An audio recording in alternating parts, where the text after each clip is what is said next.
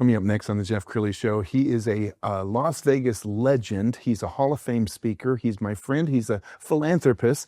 Aren't you, Jeff? I sure am, Jeff. His incredible journey just ahead.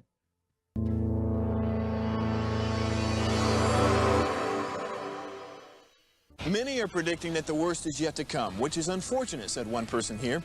Until now, they've enjoyed the reputation of being the nation's icebox. Watched a burglar in his home this morning by webcam. As a journalist of over 25 years, stories are what make my world turn. Reporting live from the Dallas newsroom tonight, Jeff Crilley, Fox 4 News. But in 2008, I took the jump from my familiar life and started a PR firm from my home. We're talking about anyone with a camcorder like the one I'm using becomes a television network. We started slowly growing the company, and we now have over 100 clients, and we've branched into the world of live digital broadcasting. I now own 8 different TV studios and have a huge team, and the stories that I now get to share are sometimes the most important of my life.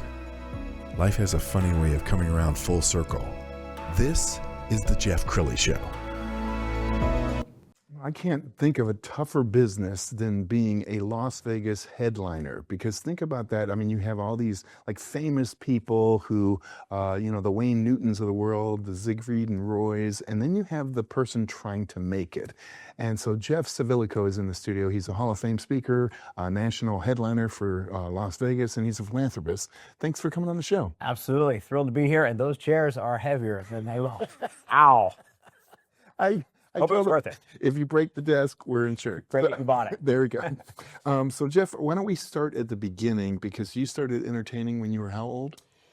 So I was chosen to be a volunteer when I was about 10 years old by a street performer who picked me to be this volunteer, and I was absolutely hooked from the moment I was in front of the audience with the lights and the sound and the rush of the crowd. Started doing shows in my kitchen for my grandmother who lived with us at the time, and wow, that started it all. And you were telling me just before the show that you had your first paid gig, and you remember it. I do, yeah. So there was a local tot lot, and I got paid $25, and some of those earliest shows were just so fun, because when I look back on it now, I was just trying to figure it out. Yeah. I had no sense of what would work, but there's really no better training as a performer than the reps, stage time. But then you hit the big time. Oh, yeah. And you made $300. That's right. Yeah, that was my kind of the next tier. There's different levels to show business, right? There's like the Carney ladder, as a joke about, right? And so school shows were, kind of like a step up from the tot lots. And that was my first real legit gig. I performed for the Gladwin School, which was a school nice. Kind of in a wealthy area, not too far from where I grew up.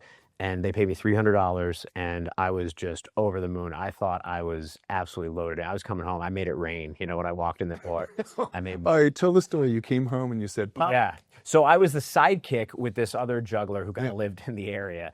It's okay. You can laugh. I hear you laughing. Yes, we were a juggling duo, and I don't know how much he must have really actually probably made a few $1,000s if he's paying his sidekick kid $300, right? And I walk in the door, and my dad said, hey, how was it? You want some dinner? And I threw down the 3 Benjamins on the kitchen table, and I said, yeah, I want some dinner, Dad. Make it happen. Boom! and he thought, like, huh? And he's a dentist. Right. So now he's thinking, okay, if this gentleman must have made, a few $1,000s, to be paying him a few $100s, and like, you can do that with juggling? It was kind of the first time, he thought, like, maybe there is something more here to this. All right, you're just releasing a trailer that begins streaming today, the 12th. Yes. And I want you to set up this clip, because this is the trailer. This is 5 years in the making. It is, yeah. So my final show, headlining in Las Vegas, 6 nights a week for 10 years, happened to be December 18th, 2019. Now, with COVID around the corner, of course, I had no idea what was happening. It was fantastic timing. Yeah. And I thought, I want to now bring this award-winning clean comedy show direct to corporate events, to theaters, to private events, and now is the perfect time, and the world shuts down, right? So there was a pandemic pause in there, But like as you said, after 5 years of doing all the editing and getting all the clearances and the IP agreement from Caesars Entertainment, and there's so much to it, licensing, music, etc. I'm so proud to say that we are releasing it on Prime Video, Apple TV, YouTube TV, Google Play. Outstanding. Okay, let's go ahead and roll the trailer.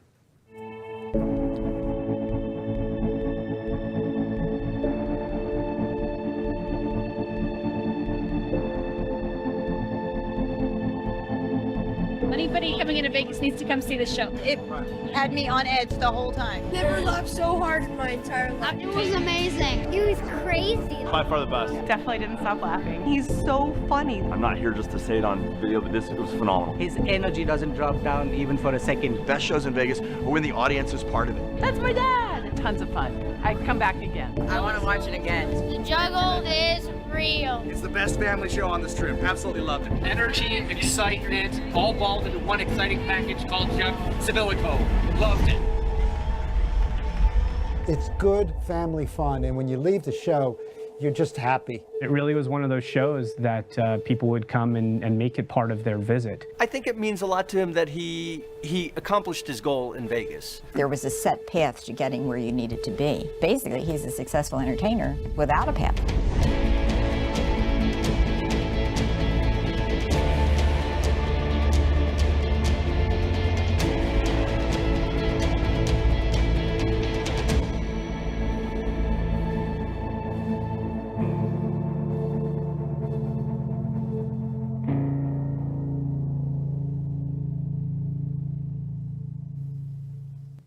Okay, you were telling me before the show there's a tagline. Yeah. I need you to explain it. 10 years of 3 ballin' and 4 wallin' in Las Vegas. So the 3 ballin', of course, is a reference to me as a juggling performer, but the 4 walling is a reference to the business model that's predominantly used in Las Vegas entertainment industry that a lot of people aren't familiar with, even people in Las Vegas. It's kind of like the best kept secret in Las Vegas. So 4 walling, that comes from the term that you actually are, how do I say this? The only thing that you kind of have guaranteed are the 4 walls of the room. Everything else is your responsibility. Wow. Let's put it that way. So a large company like a Caesars Entertainment will say, congratulations, Jeff, we think that you are talented enough to rent our space. Wow. Good luck. So people don't realize that it's kind of like a tenant-landlord situation where, you know, you're paying the rent, the tech costs, all the marketing. You're paying 10 cents for every ticket that gets printed. Wow. So anything you see, billboards or taxi cabs or print ads or anything like that, the show is eating that cost. And then, of course, if you make enough money after all of your hard costs are covered, then that's profit. Most people think, oh, you have a show on the Strip, you must show up and get this salary, right? That you get paid automatically this certain amount. That's really not the way it is. With a lot of shows, restaurants, tours, the casinos are the landlords, and they lease their spaces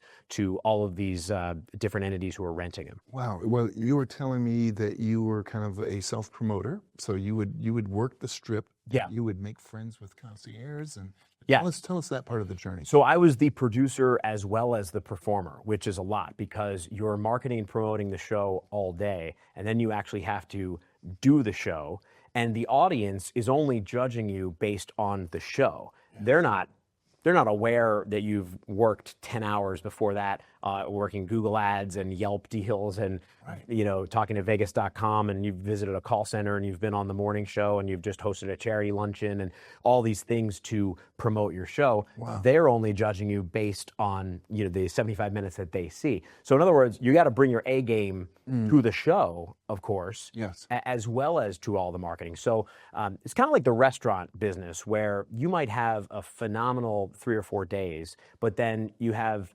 another 2 or 3 days at the end of the week that are bad for sales. And so the week is a break-even week or even a loss for the week. It's that consistency of every day you're starting at zero again with those sales. Yes. So I was constantly looking at the numbers, constantly crunching the numbers, constantly tweaking. Do I need to run more ads here? Do I need to hire a street team? Do I need to promote this way, that way? Do I need to do locals, discounts? How can I fill up the room?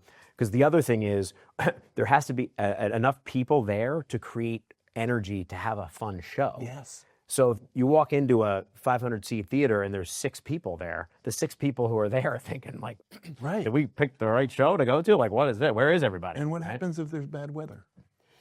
Yeah, I mean, absolutely. And bad weather or conventions on the Strip, people don't realize that a lot of the public ticket sales of shows are tied to conventions. And sometimes that's inversely tied, right? Because I had an afternoon family-friendly show. So like during CES, for example, everybody's there. Everybody's at CES. Right. No one is looking to go to a family-friendly show. Whereas, you know, for spring breaks or summers, that would be great for a family-friendly show, not good for an adult show. Yes. So you really need to understand your market, your target demo, the rooms, the calendar year, the conventions. Yes. You know, now with like NFL games and NHL games on the Strip and all the different events, the large concerts, you need to kind of understand, have a pulse, your finger on the pulse of the city to kind of know where you can fit in with your niche, with your brand. We're going to pull up your website, and as we scroll down the website, I want to mention some of the other things that you highlight on the website, which is MC work.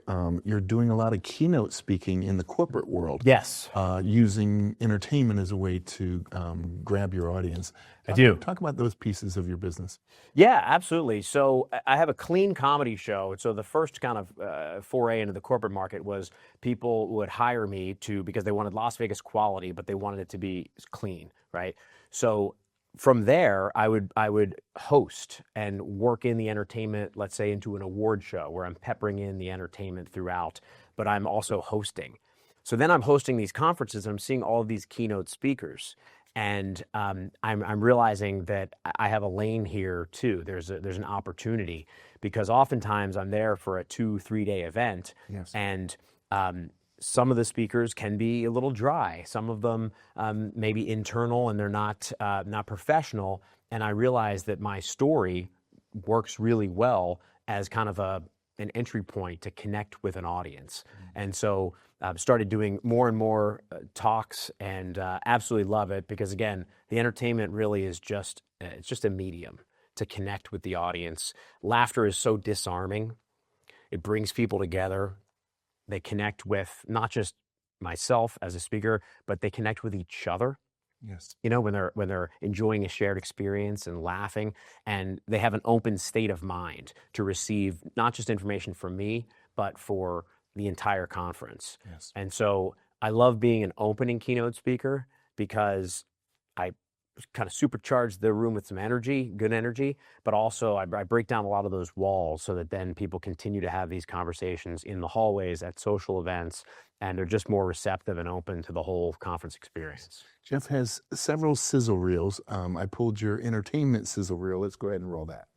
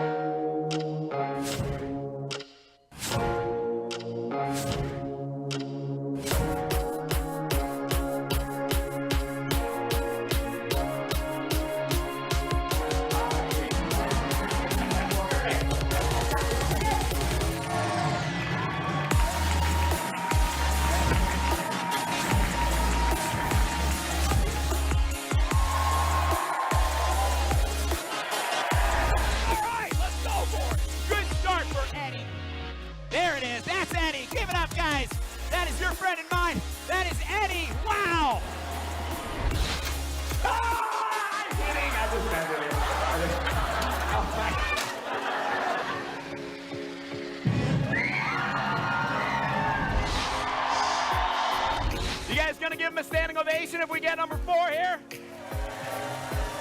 Arch that back. That's 4! Give him a standing ovation, come on! And Not yet, sir. Let's talk about your conference experience. You guys have a product for that? Knowing this group, you're like, actually, we do. You guys are such a good audience. Thanks for being here, Monica. Good. No, you're not going in. Whoa, you were way too cool with that. No, everything's got it. Thank you, everyone. Keep that ball's going for Monica.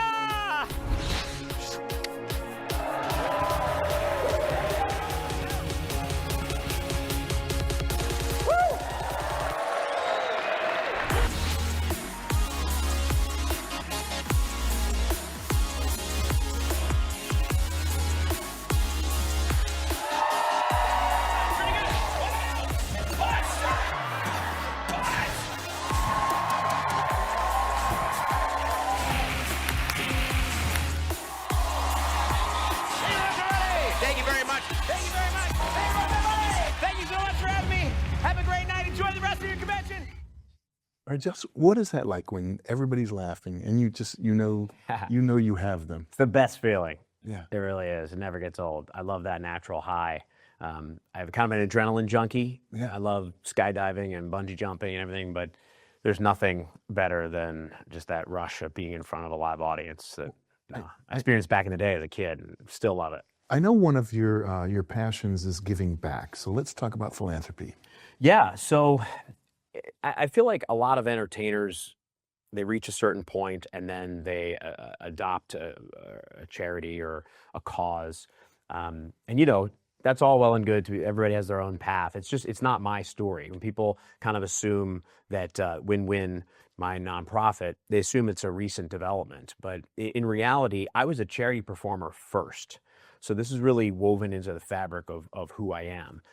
The first show I ever did was for a special needs school in our area growing up. We had a service project in high school, and the project was to do something that takes you outside of your comfort zone and to write a reflection on it. So while a lot of my peers were volunteering, soup kitchens or, shelters and senior care facilities, et cetera, my parents suggested, why don't I do a show for Don Guanella Village, this home in our area. And again, I had never performed outside of the kitchen. It was kind of just a fun thing I did for families and family parties and things. And so that was the first time I ever showed up and I said, I am your entertainer. I was 14 years old, freshman year of high school. And it was such a moving experience that I continued to do shows for them. And then that branched into shows at hospitals and senior care facilities. I taught my friends to juggle. We started a high school juggling club. We were really cool. And we would show up and do these shows all over. So I was doing, these charity shows for years first before I even thought about making this a profession, a full-time job. So it's really important to me. Wherever I go, I moved to Orlando, I started doing shows for Give Kids the World and Florida Hospital, and same thing happened in Las Vegas. I went out there and I started doing shows, got in the community in the local children's hospital there. And in Vegas, there was such a high volume of performers. Yes. And then when I had the show, I had a bit more of a platform that people would see. Social media was around by that point. And so people were looking and seeing and saying, oh, that looks awesome. I want to get involved in that. And just started kind of managing people, connecting people. It's kind of like a charity agent, right? There's no money being exchanged. Everyone's donating their time and talent, but I'm connecting them with opportunities to give back, and just kept growing and growing from there. So cool. I know you're truly blessed. We've got a couple minutes left, so let's go back to the special and talk to people about why they might want to tune in.